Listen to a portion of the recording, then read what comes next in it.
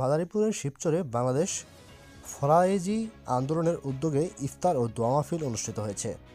মাদারীপুর জেলা প্রতিনিধি শেখ জায়েদের পাঠানো তথ্য ভিডিওচিত্রে থাকছে বিস্তারিত।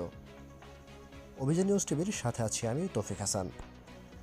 মাদারীপুরের শিবচরে বাংলাদেশ ফরায়েজি আন্দোলনের উদ্যোগে ইফতার ও দোয়া মাহফিল অনুষ্ঠিত হয়। শুক্রবার বিকেলে শিবচর উপজেলার ঐতিহাসিক বাহাদুরপুর ময়দানে বাংলাদেশ ফরায়েজি আন্দোলনের উদ্যোগে ইফতার ও দোয়ার আয়োজন করা হয়। উক্ত ইফতার ও দোয়া মাহফিলের সভাপতিত্ব করেন বাংলাদেশ ফরায়েজি আন্দোলনের সভাপতি আলহাজ হজরত মাওলানা আবদুল্লাহ মোহাম্মদ হাসান পীর সাহেব বাহাদুরপুর। এ সময় বিভিন্ন রাজনৈতিক দলের নেতৃবৃন্দগণ, বিভিন্ন পেশাজীবী এবং সমাজের নানান শ্রেণীর পেশা মানুষ ও দূর দূরান্ত থেকে মুসল্লিবৃন্দ উপস্থিত ছিলেন।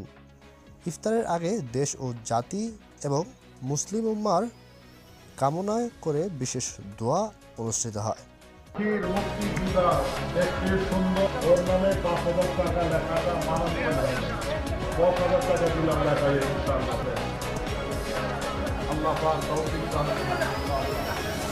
আপনারা কাউ কিছু বাঁচবে যাবে এই পর্যন্ত